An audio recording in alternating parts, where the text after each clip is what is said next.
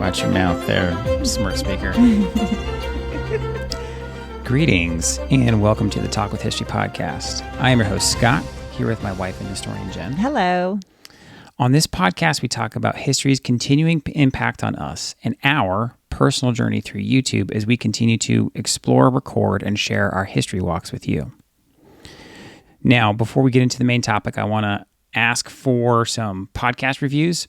We've been doing this for a little while. It's the best way for us to get this podcast out there is for you to share it. So even if you don't leave us a review, I do ask that you share this with anybody else that might be interested in history. And if they do have an Apple device, they can leave us a 5-star review. And if you have an Apple device and want to ask us a question, leave us a 5-star review, and we will ask that question right here on the podcast. And don't forget to check out our other podcast, The History Buzz, where we interview folks while chatting over history over a couple of drinks and let the conversation wander where it may. The Medal of Honor. It began at the wishes of George Washington. Yes, our first United States president wanted some way to recognize military members' service that was so far above and beyond the call of duty that our nation literally had no award for them. Words and phrases like gallantry in action, above and beyond the call of duty, risk of life, selflessness, exemplary action, unwavering devotion, these are all words that I believe can describe the person we're going to talk about today. So Jen, who are we talking about today? Sergeant William H. Carney. All right, so who is Sergeant Carney and what did he do? He is regarded as the first African-American Black man in the U.S. history to earn the Medal of Honor. Okay, so he was awarded the Medal of Honor for what's his era?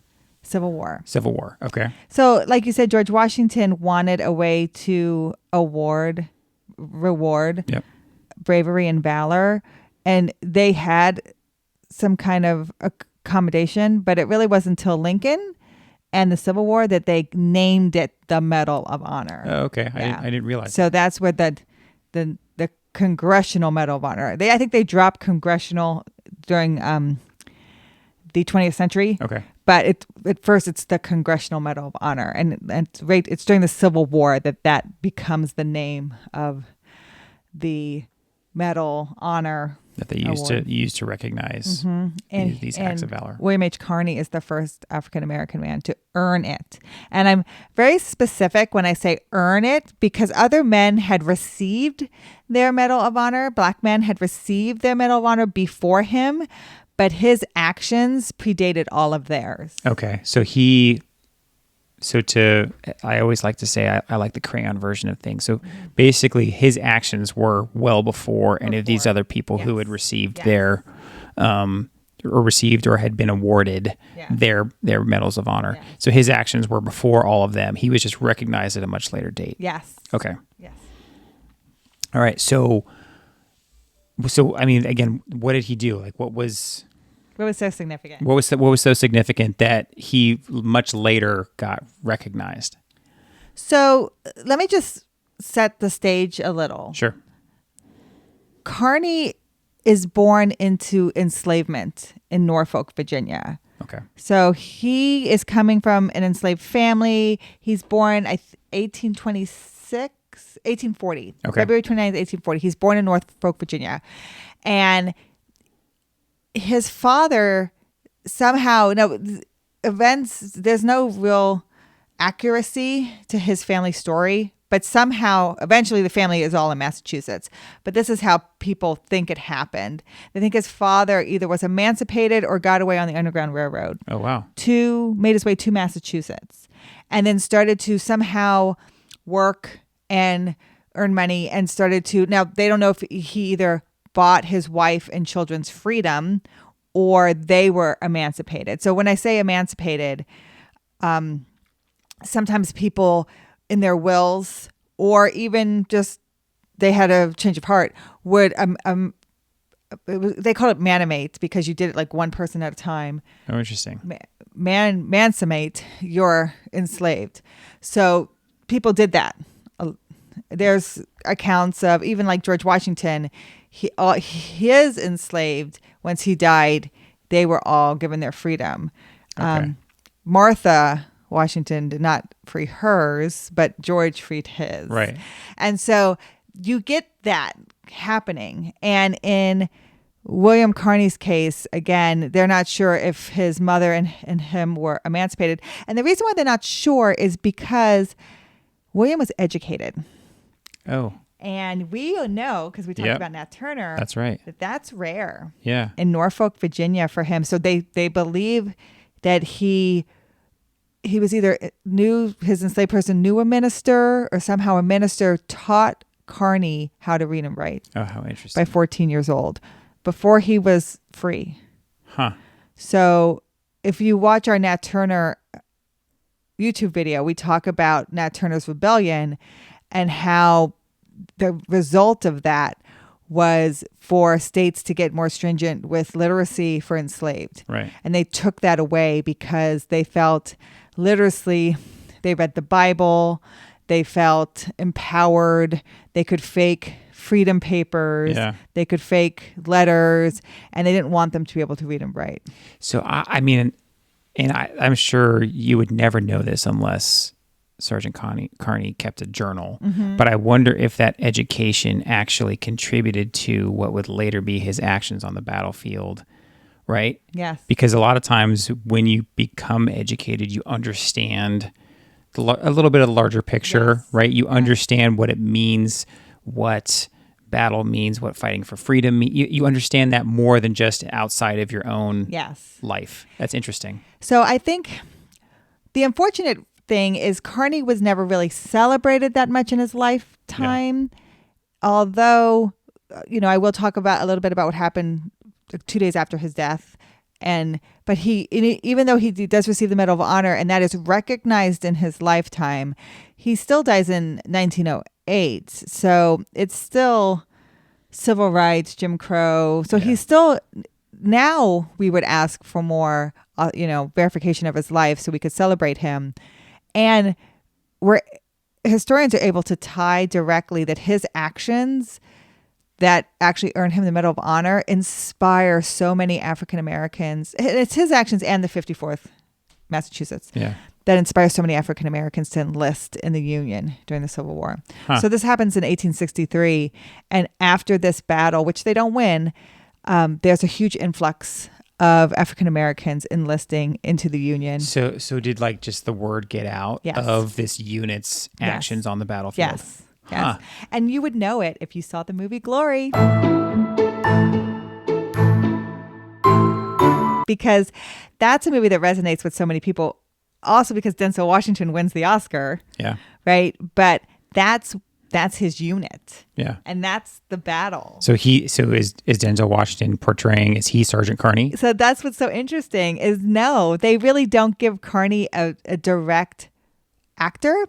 It's split between Morgan Freeman and Denzel Washington. Oh, how interesting. So he's so poignant and important. They actually had to get two people. They have two of the best. Right. Ever. Yeah. Morgan Freeman and Denzel Washington play kind of like pieces of his life. Yeah. If you saw the Glory, you'll know, spoiler alert if you haven't seen it, Denzel Washington will save the colors at the end of the battle. Yeah. Denzel Washington will grab the flag, save the colors, hold them high. And if you know the story, it's a big arc for Denzel Washington because he's not sure if he believes in America. And so for him to grab the colors at the end and hold the line for his fellow fighters, it's a big deal. That's what Carney did. Yeah. But Morgan Freeman's character is more like Carney's. Morgan Freeman's character, born in enslavement, made it to the North, educated, free man, decides to join the Union. So he's more of who Carney was. Yeah. And then Denzel Washington does the action. Oh, how that's so interesting that they didn't even name one of the characters Sergeant Carney. They didn't. And Morgan Freeman dies at the end, spoiler alert again. So again, it's not Carney because Carney doesn't die at the Battle of Fort Wagner. So what are we talking about? What's the action? What did he do What's Yeah. the whole thing? What's the battle? Right. So it's the Battle of Fort Wagner. Okay. Fort Wagner, this is July 18th, 1863. So dates, so important, right? This is right after the victory at Vicksburg. And Grant is so motivated because Vicksburg has just given them the Mississippi. Okay. Right? And this is July of 1863. What other big battle happened in July of 1863? Gettysburg. That was my only guess. That's the only guess that I had. So I'm glad you said that because that's the only one I So could think of. Gettysburg is July 1st, 2nd, and 3rd of 1863. So here we are, July 18th. We're 2 weeks later. Okay. Right? So the Union is riding this High. high. Yeah. Right? And this is 1863. This is the first African-American unit. And now it's mixed. It's African-American and white. Yep. And that's the point of glory is you see Shaw takes command, and that's Matthew Broderick's character. Yep. And is this going to work? Right? Is this going to be effective in battle? And also, now you're fighting Confederates. So they, how is this going to feel down there, and how is this going to be portrayed? Right. So this is the first battle, and they go to Fort Wagner because it actually is the strategic fort that holds the harbor of Charleston. Oh, Yeah. interesting. Charleston, South Carolina. So I even think Carney must have had to come by Norfolk Yeah. For sure. to get down there. So it's like, hey. So that's the whole point is now Grant wants Charleston. Yeah. It's a big strategic location. It's a very strategic location. As we talked about, did we talk about the Battle of the Ironclads in a previous podcast? I think we did. Yes. So we talk about. Yes. Yeah, we talk about that. And there's some ironclads go down to help fight. Yep. So this is a pretty interesting story because the Union should have won. Really. Yeah. They had like 3 times the troops. They had a couple ironclads. The 54th Massachusetts had 600 people, but they don't win. Huh. The Confederacy. So is it just kind of dumb luck or? I would say dumb luck, and they're very fortified. Okay. It's a very narrow piece of land. Yeah. It's always strategically, it's always easier to defend than Yeah. to Mhm. go on offense. So the 54 Massachusetts leads the charge. Yeah. And then, like I said, the 600 men, at least half of them are killed or wounded. Jeez. In the beginning, Carney is not given the colors. He's not given the flag. Yeah. But he sees the person who's carrying the flag get shot. And he said, before it hit the ground, I dropped my gun and I grabbed the flag. Oh, wow. And he said that now when you think about this, he's not armed anymore. Yep. Right? You're full on carrying, this is a big banner. You're just a big old target. And so I stress in the video, and you can watch this, what is significant about carrying the colors, right? It's twofold. Yeah.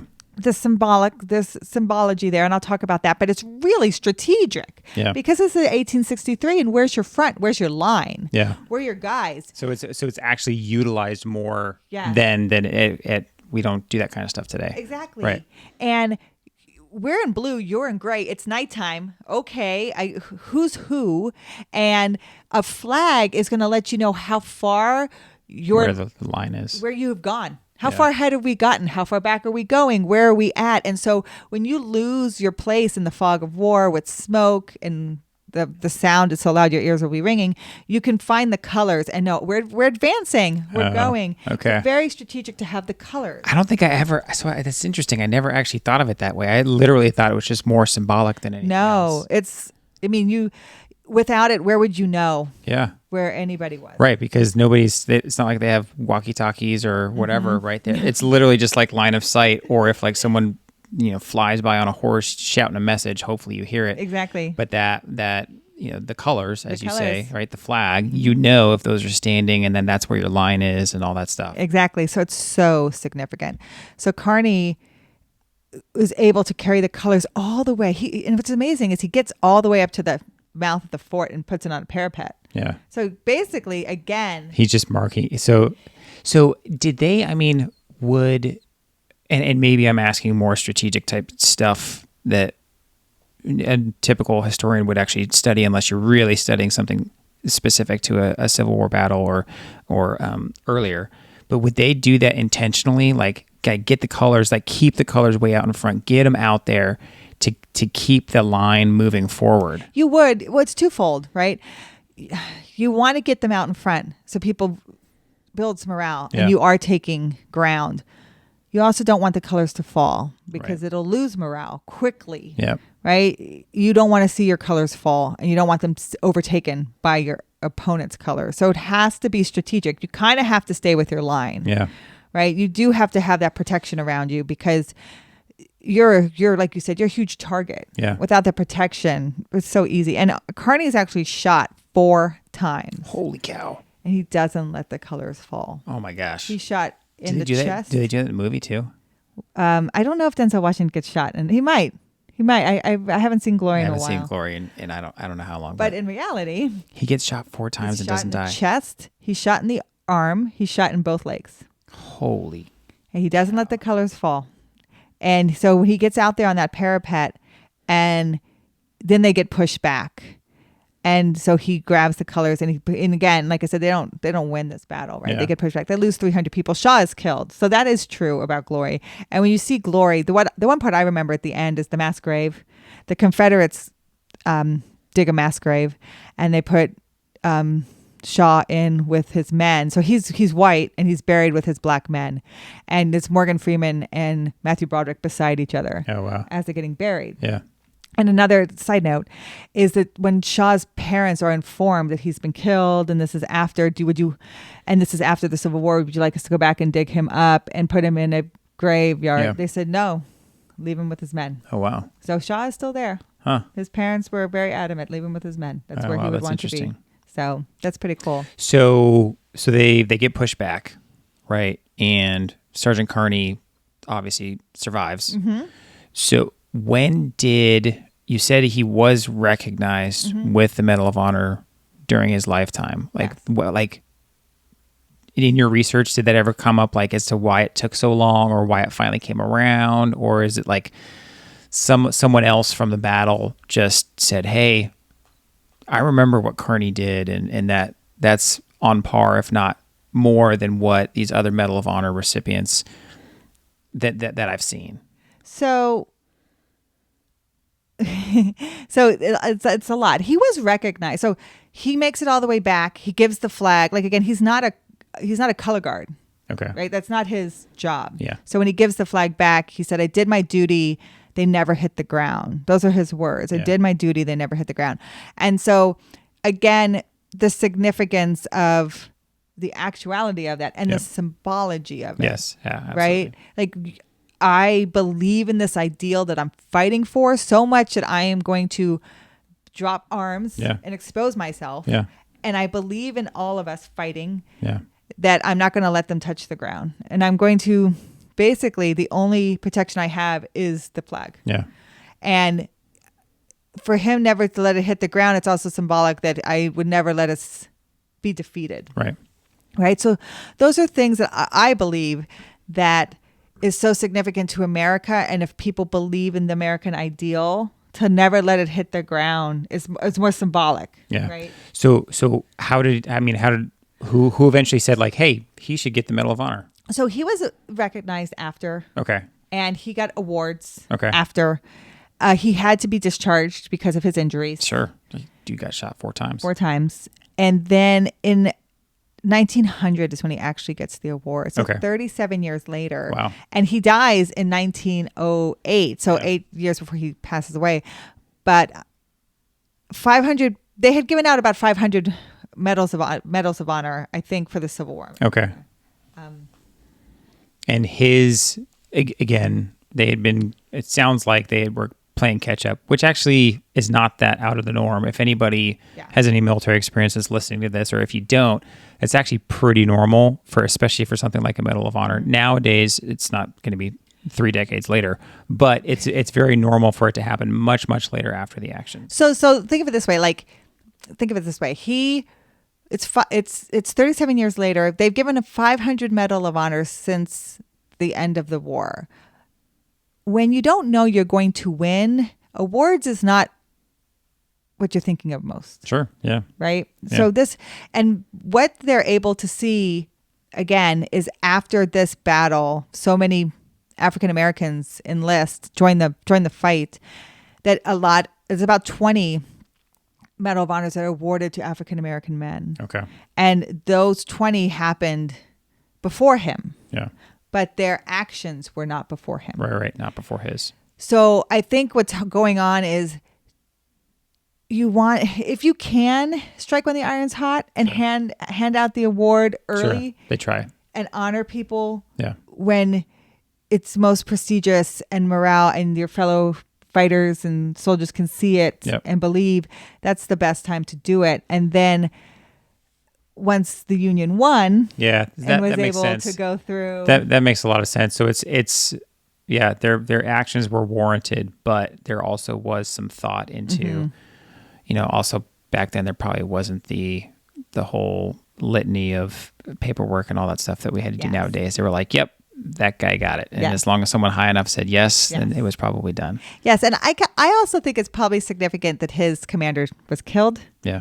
Because the person who usually vouches for you the most is your commander. Yeah.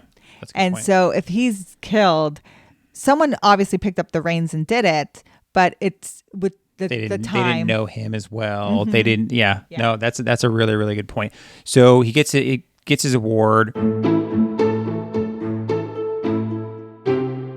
And now we ended up picking this particular topic, this walk with history, because we live in Norfolk, and the grave is, his gravesite is a couple miles from our house. Well, it's not his gravesite because he's buried in Massachusetts. Oh, okay. I don't think I realized that. Yes, he's actually not. He's buried in Massachusetts. So what's significant about, again, who he was is 2 days after he dies December 9th, 1908. And I laugh because December 9th is my birthday. Yeah.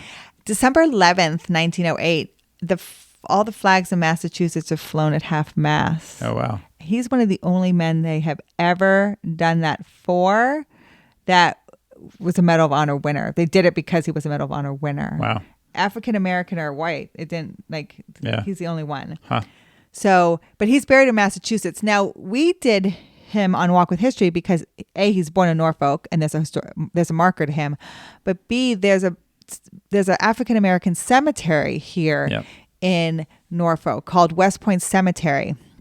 And they have African American Civil War graves, and they put a statue up to memorialize them. And on top of their statue is a statue of Sergeant William Carney. Yeah. And it's significant because it's one of the very few statues in the South of a Union soldier, of a black Union soldier. I don't think I realized that. And that's what makes it so significant. So that's why we did that on Walk with History. Yeah, that's so interesting. And just for those listening, this podcast, this one's a little bit different because I actually haven't had a chance to make the video yet. We just filmed this like 3 days ago. Yeah. And so we haven't even had the chance to talk with Jen about the details, because how we typically film this is Jen's doing the kind of all the research and all the talking ahead of time.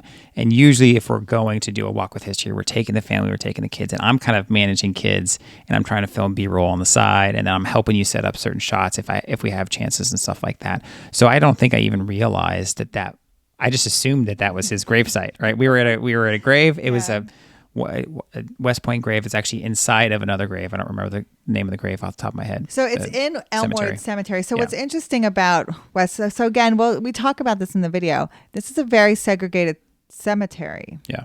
And it's been around since the early 1800s. And it started out as a potter's field. So again, I stress that this is a potter's field for African Americans because most African Americans who are free, even at this time, don't have a lot of means to worry about funerals. Yeah.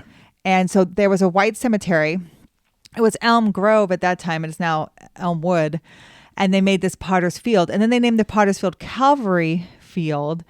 And then they decided to build another bigger cemetery down the street and name that Calvary Field. So they went back to Potter's Field, and then it became West Point Cemetery. And when did they, there's a wall. There's actually there's still like a 6 foot, 7 foot wall. It's a racial wall. Yeah. It's a racial wall. So you can And it was interesting because we were with the kids and they said, look at all this open land. Yeah, there's less graves here. There's less graves here. And I said, no. I said, just because there's no markers does not mean there's no graves. I said, there's probably someone buried everywhere here. Yeah, and they said that because there was actually less headstones, right? There's less markers and all that stuff. And Jen said, to me, like, well, this was a potter's field, right? They didn't have that kind of money to mark those grave sites. Most cemetery mapping that is done of African American graveyards will show not even rows of bodies. They're buried on top of each other. Yeah. So more than likely, I will say almost 100%. So I don't know for sure every inch of that graveyard has a grave. Yeah. Not a headstone. Yeah, I mean it's a beautiful cemetery. It's a beautiful place to go, and if you're in the area and you're curious about that little piece of history, there is a marker outside of Elmwood Cemetery, and then you can go inside. The memorial, the statue of Sergeant Carney is actually pretty easy to spot from the street. Yeah, it's like right in the middle of the cemetery. So it was named West Point Cemetery in 1873. And then the monument was dedicated in 1906. And what's interesting about the monument is there was a man named James Fuller, and he was a former slave. He was also a Civil War veteran, and he's the first. He was one of the first Norfolk City councilmen, first black Norfolk City councilman. Okay. And he was the one who thought it was significant to honor these African American graves. Military graves in West Point Cemetery. Yeah. And that's why the monument is built. So you said it was 1906? So that was 2 years before he passed. That they built, yes. Oh, that's cool. They built the monument. Yeah, I wonder if he knew. I don't know. It was That's interesting. I mean, obviously that wasn't part of the research, but I do pay attention, right? I do listen to some of those dates. It was dedicated, so it must have been completed. Now, most people want to know what happened to the flag. Sure. It's in a Massachusetts Memorial Hall. Okay. So the flag, you can still see that flag. Oh, that's cool. And it's still available to you. Oh, wow. No, that's this is an interesting one. I'm actually looking forward to making this video for other behind the scenes technical reasons. I got new production toys. But the cemetery itself was beautiful. The story is quite an amazing story. And when Jen said, "Hey, I just found," this was a couple months ago, I just was doing some Norfolk research, and I found out that the first African American who was awarded, earned for, we have to be very careful with that because people comment on our YouTube videos all the time if we kind of misspeak when we talk about the Medal of Honor. But his actions earned him being awarded the Medal of Honor. He was the very first one. I was like, yes, let's do that. Let's do that video. I didn't even hesitate because I just thought that was such a cool story to tell. And I think it's really lost in Norfolk. Maybe not so in Massachusetts, I don't know, but in Norfolk it is, because even when I was filming outside of the cemetery, a gentleman walked by, African-American gentleman walked by. He goes, "What are you filming?" And I said, "Do you know the movie Glory?" He said, "Yes." I said, "You know Denzel Washington?" He said, "Yeah." I said, "He won the Oscar for that." I said, "The man who he pretends to be, his statue is right there." And he's like, "Oh my gosh." I'm like, "He was born in Norfolk." Yeah. And he's like, "That's some head knowledge right there." And I feel like more people need to know this. They need to celebrate this. And we get into conversations about our symbology of our country. The flag is one of those things. Yeah. And this is one of those conversations to have, because here's a person who earned the Medal of Honor for his actions in defending that symbol. Right. And what does that symbol mean? What does it mean to defend that symbol? What are our ideals as Americans? And those conversations are really great to have, and to have real life historic events that surround that symbol is a good conversation point to talk about. So I'm happy we did this one too. Yeah, no, it's a good one. Even though the history and the event itself was short, the conversation and, like you said, the symbolism and the symbology behind the actions is something that I think can be fostered in a larger conversation. So Sergeant William H. Carney was not only recognized by going above and beyond the call of duty, but for his actions that literally and figuratively upheld what Old Glory stands for. And while his actions that day were not recognized for quite some time. As you point out, it took two of the greatest actors of our generation to portray him and the actions that were recognized on that battlefield. So thank you for listening to the Talk with History podcast, and please reach out to us at our website, talkwithhistory.com. But more importantly, if you know someone else that might enjoy this podcast, please share this with them, especially if you think that today's topic would interest a friend. Shoot them a text and tell them to look up the Talk with History podcast, because we rely on you, our community, to grow, and we appreciate you all every day. We'll talk to you next time. Thank you.